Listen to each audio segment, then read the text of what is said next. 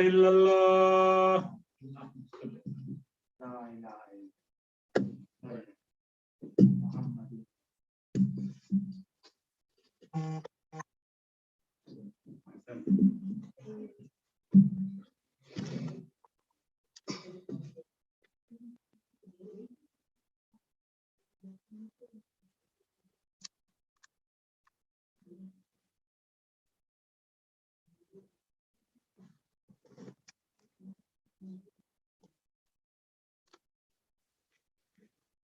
أعوذ بالله من الشيطان اللعين الرجيم بسم الله الرحمن الرحيم وبه نستعين ثم الصلاة والسلام على سيدنا ونبينا وحبيب قلوبنا أبي القاسم المصطفى محمد اللهم صل على وعلى آله الطيبين الطاهرين المعصومين لا سيما بقية الله في الأرضين أرواحنا له فداء.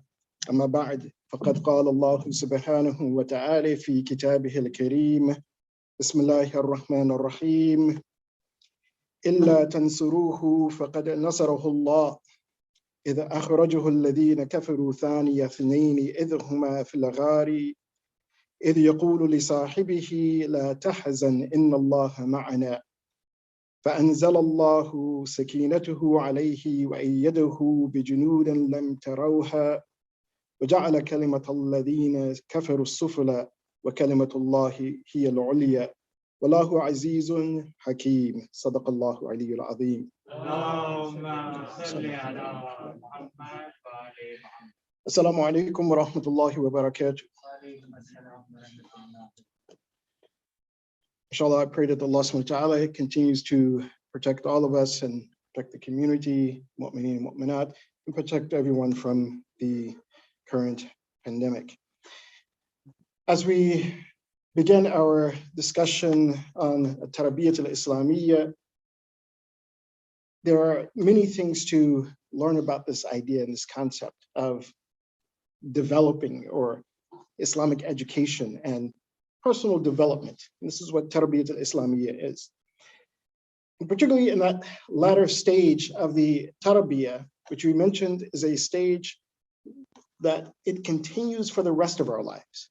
Yes, it is something that our parents initiate, as the Prophet of Allah sallallahu alaihi wasallam, he describes the child in that latter stage of the tarbiyah as wazirun sab'a sinin.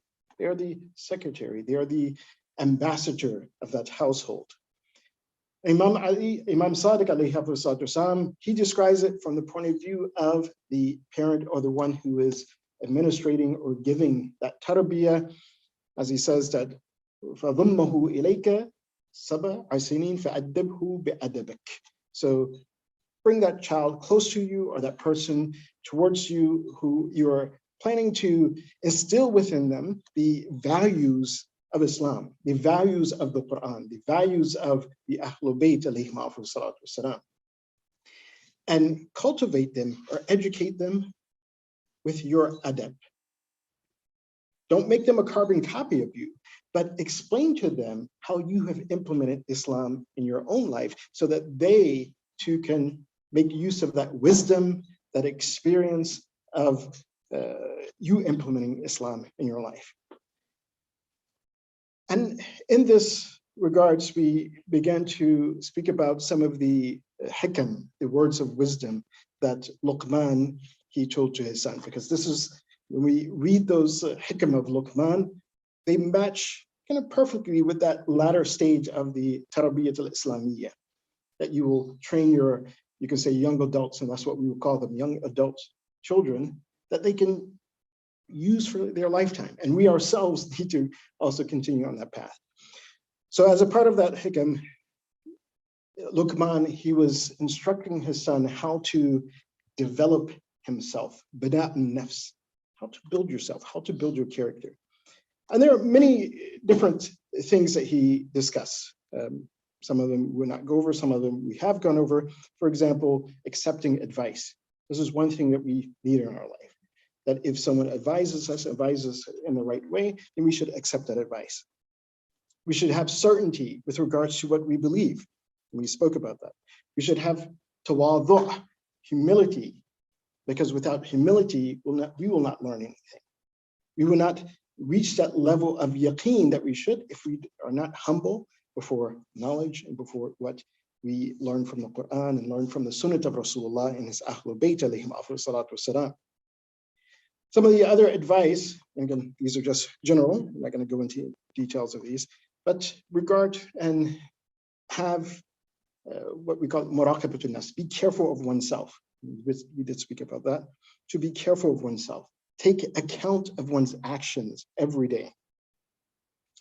And then to make istighfar. And this is something that we know quite a bit about, and inshallah, the month of forgiveness is upon us very soon. So this is something we know that we should be doing.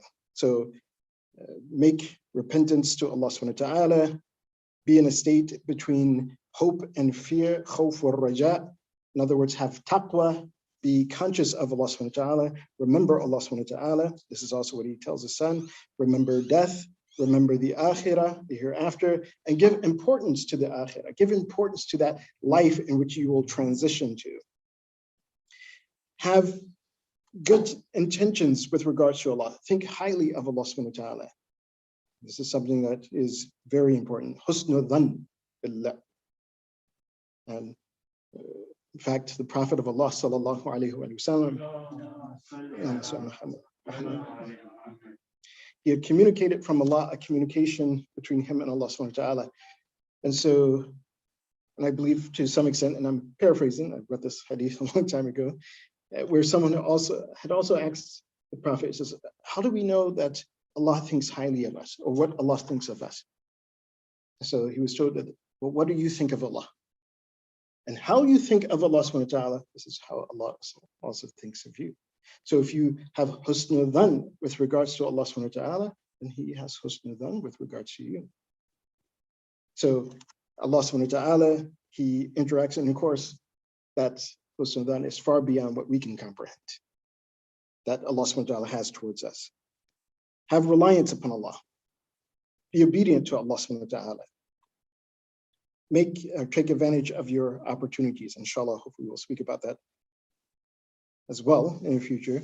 Be humble in this world. Be a trustworthy person in this world. Be someone who is content with what Allah subhanahu wa ta'ala gives them. Be someone who cherishes moments of silence, as-samt. This is something that will benefit us also in this coming month.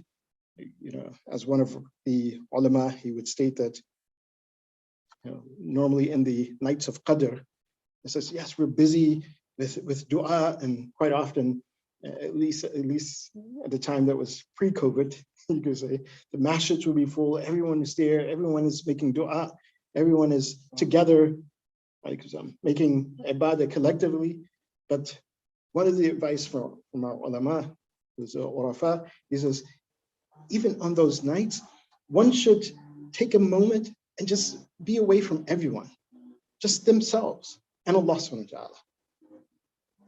And the scholar, he says, in the nights of Qadr, he says, one of my best moments, the most precious moments are those moments. Not when I was with everyone making dua, when I took that moment, he says, yes, that has a special place to make the dua, to be in the gathering, to make dua together. He says, but the moments that I benefited greatly, he says, the moments that I sat alone with myself and Allah and reflected upon my actions, my connection with Allah subhanahu wa ta'ala, and what I have to do to better myself and better my connection with Allah subhanahu wa ta'ala. So we should cherish those moments. But today I want to just briefly touch on one of the wisdoms that Luqman, he gave his son, and that is to have a thiqah billah, to have trust and confidence in Allah subhanahu wa ta'ala. This is something that's very important, extremely important, to have trust and confidence in Allah subhanahu wa ta'ala. And what does it mean to have trust and confidence in Allah subhanahu wa ta'ala? And how do we develop that trust and confidence in Allah subhanahu wa ta'ala? So first and foremost, as we see from Luqman, as he tells his son, there's almost in the sense that he's telling his son, he says, look, collect the data, have experience on that. He says, Ya bunay, ثق بالله عز وجل ثم سل في الناس هل من أحد وثق بالله فلم ينجي. He says, oh, my son, have trust and confidence in Allah subhanahu wa ta'ala. Then go forth and ask people that if someone has trust and confidence in Allah subhanahu wa ta'ala, will Allah not make that person successful? Will Allah not, again, give that person salvation, protect him in every moment and every action? Will not Allah subhanahu wa ta'ala not fulfill that promise that He has given to mankind? And if we're not able to act among people, we have the greatest example in the Quran. In Surah Tawbah, chapter 9 of the Quran, verse 40, where Allah subhanahu wa ta'ala, He recounts that moment when Rasulullah sallallahu alayhi wa sallam, his life was being threatened.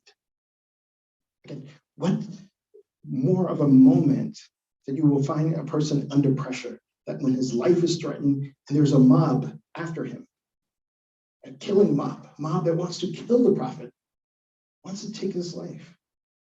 And so in the night, the Prophet, he leaves, and of course, Imam Ali alayhi wasalam, he sleeps in the bed of Rasulullah. But the Prophet, he goes out and he leaves. What more intense moment can you imagine? And then out in the desert. And so where does the Prophet go? With his companion, as Allah subhanahu wa ta'ala describes. And again, this is a moment when we look at the overall situation, no one wanted to help Rasulullah. Okay, we only had those special individuals like Amir al-Mu'mineen, Ali ibn Abi Talib alayhi wasalam, who stepped up in the moment. And that's what Allah says. إِلَّا تَنْصُرُوهُ فَقَدْ نَصَرَهُ اللَّهُ. So if no one wants to help Rasulullah, Allah will help. And this is a moment where you have to have trust and confidence in Allah subhanahu wa ta'ala. Your life is in danger. Your life is on the line. So the Prophet, he left with his companion, and as he found himself in the cave, and of course his companion, we know that he became fearful and anxious. Again, you have a mob of people looking for you to kill you. And then Allah subhanahu wa ta'ala, again, he put this ilham to Rasulullah, and for Rasulullah, in his trust and confidence in Allah subhanahu wa ta'ala, he is telling his companion, لِصَاحِبِهِ لَا تَحْزَنْ إِنَّ اللَّهَ مَعَنَا.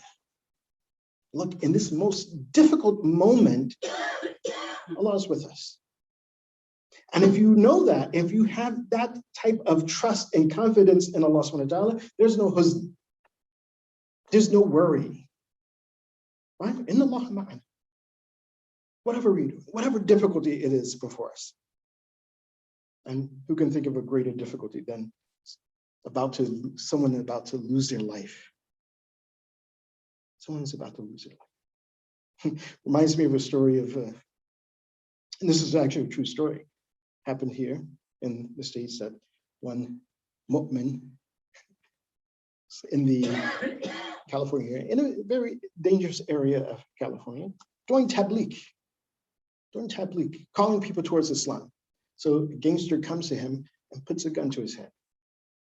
Says, I don't care for what you're saying, I'm going to take your life. So he told him, he says, listen, this is, Allah is with me. He says, eventually we will all go, and you will too. And your life will also end. But tell me this, are you ready to meet your Creator? He says, because I am. We come. The gangster, he didn't pull the trigger. He put his gun down, and he listened to what the mu'min had to say. What is it that you have to say? And eventually this person also became Muslim, took a shot. This is a moment where a person has to have utmost trust and confidence in Allah subhanahu wa ta'ala. And how do we develop this? As Luqman, he tells his son, he says, go and ask people. Look at the evidence that is there. That if you trust in Allah subhanahu wa ta'ala, Allah, He will make you successful. He tells his son in this regards as well. He says, Ya bunay waj'al hammaka fima kullifta. And this is also a practical. How do we develop that trust? How do we build that trust? ولا تجعل همك فيما كفيت. He says, oh my son, he says, put your importance and put your mind in that which is your responsibility and your duty. If Allah subhanahu wa ta'ala has given you taklif, your salat, your fasting, hajj, khums, zakat, tawbah, whatever your responsibility and your obligation is, he says, when you put your thought and your mind towards that, and you put your, they say, your importance, you give importance to that, and not to those things, as the word says, kufayta, those things which, yeah, you really can actually do without. This doesn't mean to not strive for things that you may want. Yes, strive for them. But that should not be your objective in life. That, oh, I'll put my deen aside, or put this aspect of my deen aside, so I can achieve this thing in this world. When we do that, yes, our trust in Allah subhanahu wa ta'ala, our confidence in Allah subhanahu wa ta'ala will erode. And in those moments where we face the most difficult challenge in our life, we'll be afraid. We will not have that confidence that we should have. Why? Because we didn't build our confidence in Allah subhanahu wa ta'ala. He tells his son, وَلَا تَحْتَمَّ لِلدُّنْيَا فَيَشْغَلَكَ عَنِ الْآخِرَةِ. Again, similar thing. That don't give so much importance to this dunya that it diverts you from the akhirah. But look, this life is temporal. This life is temporal. Don't divert yourself from that everlasting life for this temporal life. Then he says, وَاتَّجِرْ لِلَّهِ تِجَارَةً يَأْتِكَ الْأَرْبَاحُ بِلَا بَضَاعَةٍ. SubhanAllah. This is so beautiful what he tells his son. He says, engage in that transaction with Allah subhanahu wa ta'ala, whereby you will certainly have a profit without actually having a commodity to trade with. He says, and what does this mean? Allah subhanahu wa ta'ala, he says in the Quran, إِنَّ اللَّهَ اشْتَرَى مِنَ الْمُؤْمِنِينَ أَنفُسَهُمْ بِأَنَّ لَهُمُ الْجَنَّةَ. So Allah subhanahu wa ta'ala, he has purchased from the believers their soul in exchange for what? Paradise. But in exchange for you protecting this amana. But Luqman, he describes this, he says, as la bada'a. Now tell me, can you actually go to a market and actually get money for something that you don't own, you don't have?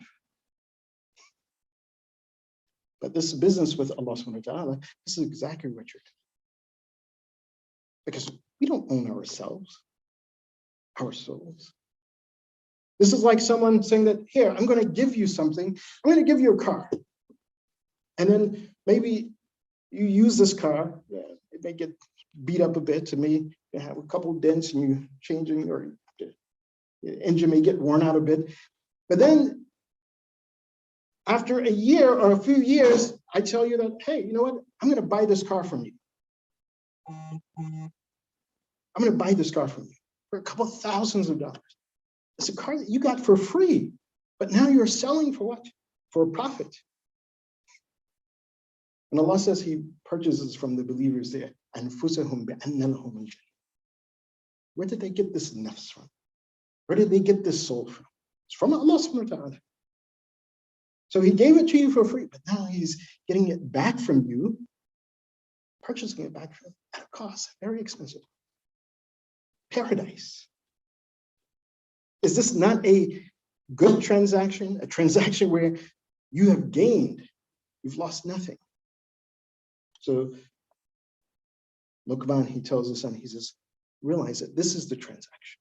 And if you understand that, then yes, you will abide and you will observe that for which you have been created for. Ya bunay, ij'al hammaka fima khuliqta lah. What have you been created? Illa liya'budun, as Allah subhanahu wa ta'ala says. Ma khuliqtil insa wal jinn illa liya'budun. I have not created jinn and man except for they worship, they serve Allah. They come to know Allah subhanahu wa ta'ala. As Imam Sadiq, he gives the commentary of illa liya'rifun, that they may know Allah subhanahu wa ta'ala. And if you know Allah subhanahu wa ta'ala, and you will understand that what He has placed upon us in way of taklif, our fasting, our hajj, our salat, our homes, our zakat, that all of that is in our own benefit. And all of that will, again, reap us a great reward for something that we really put nothing in that business in order to gain something from. It's all from Allah subhanahu wa ta'ala. All from Allah subhanahu wa ta'ala. We had no bada, we had no commodity to actually trade with or exchange. And I ask Allah subhanahu wa ta'ala to continue to remind us of these valuable lessons that we learn from the Ahlul Bayt. Of course, these wisdoms of Luqman have been passed on from Muhammad wa Ali Muhammad alayhim afsalatu wasalam to their companions, to us. I pray that continues to bless us by learning these valuable lessons, and more importantly, to implement these valuable lessons in our own lives. وآخر دعوانا الحمد لله رب العالمين بسم الله الرحمن الرحيم والعصر إن الإنسان لفي خسر إلا الذين آمنوا وعملوا الصالحات وتواصوا بالحق وتواصوا بالصبر. اللهم صل على سيدنا محمد وعلى اللهم صل على محمد اللهم صل على محمد. أعوذ بالله من الشيطان اللعين الرجيم بسم الله الرحمن الرحيم به نستعين ثم الصلاة والسلام على أشرف الأنبياء والمرسلين الرسول المصدق المصطفى الأمجد أبي القاسم محمد وعلى أوصيائه وأولياء الله أمير المؤمنين علي بن أبي طالب والحسن بن علي والحسين بن علي وعلي بن حسين ومحمد بن علي وجعفر بن محمد وموسى بن جعفر وعلي بن موسى ومحمد بن علي وعلي بن محمد والحسن بن علي والحجة بن الحسن القائم المنتظر المهدي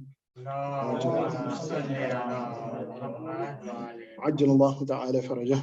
أما بعد فقد قال الله سبحانه وتعالى في كتابه الكريم بسم الله الرحمن الرحيم يا أيها الذين آمنوا اتقوا الله صدق الله العلي العظيم. First and foremost, I advise myself for taqwa Allah, then I advise each of you for taqwa Allah, for being conscious of Allah subhanahu wa ta'ala in our every action. And a part of that taqwa Allah, that part of that being conscious of Allah subhanahu wa ta'ala is being conscious of the plight of the servants of Allah subhanahu wa ta'ala. As we mentioned, and we began some weeks ago, we mentioned that in order to connect this taqwa Allah with the consciousness that we have with regards to the Imam of our time and preparing for the Imam of our time, we must understand what is happening around us, the injustices that are happening around us, be those who are advocating for justice and speaking out against injustice. A great part of that as well is to understand what is happening within the ummah and the mu'mineen, mu'minat within this ummah.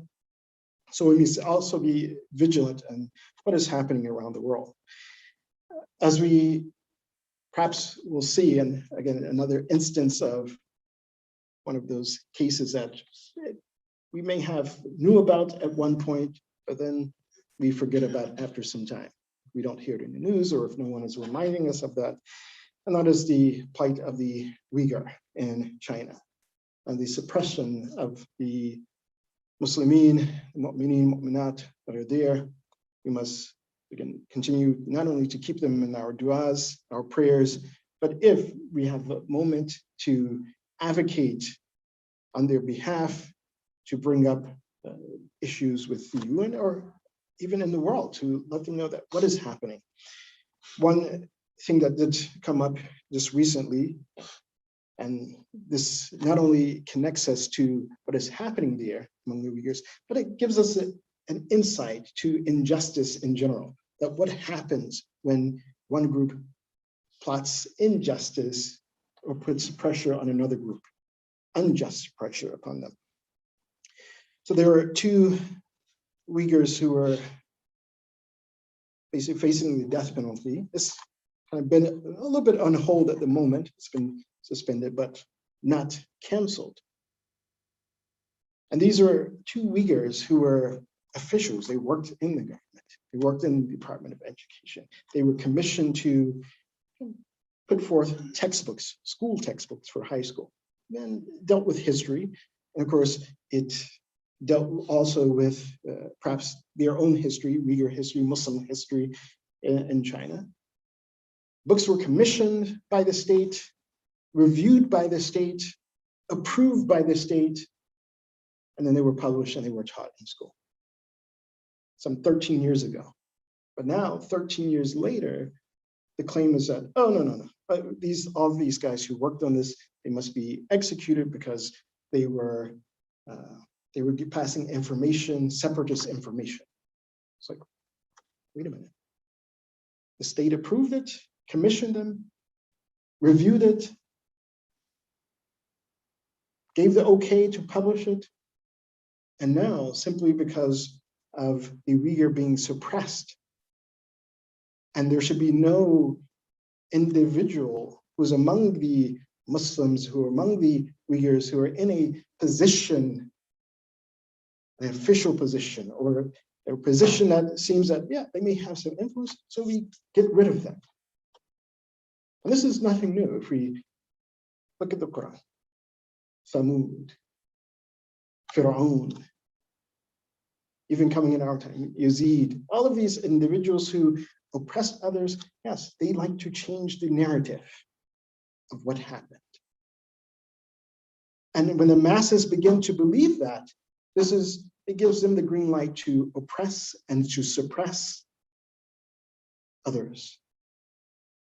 So it's our duty and responsibility to be aware of the plots that individuals, that the zalim, that the tyrant, that oppressors use, and be very aware of this, be very conscious of this, so that we will not ourselves become fooled by their trickery, and we can also wake others up from the deception of tyrants and advocate in support of the oppressed and advocate against injustice. I pray to Allah subhanahu wa ta'ala, He gives us this strength and power to fulfill this great responsibility of standing with the oppressed, and advocating for justice, to rid this world to the best of the ability that we can of injustice, and to prepare for the return of Imam of our time, Imam Hujjah Faraj Sharif. We ask Allah subhanahu wa ta'ala to make us among his helpers, his companions, and those who sacrifice their lives for him. We ask Allah subhanahu wa ta'ala to forgive our sins, to cover our shortcomings, to grant us our needs. We ask him to cure those who are ill among our friends and family members. We ask Allah subhanahu wa ta'ala to have mercy upon all of the mu'mineen and mu'minat, those who have passed away before us.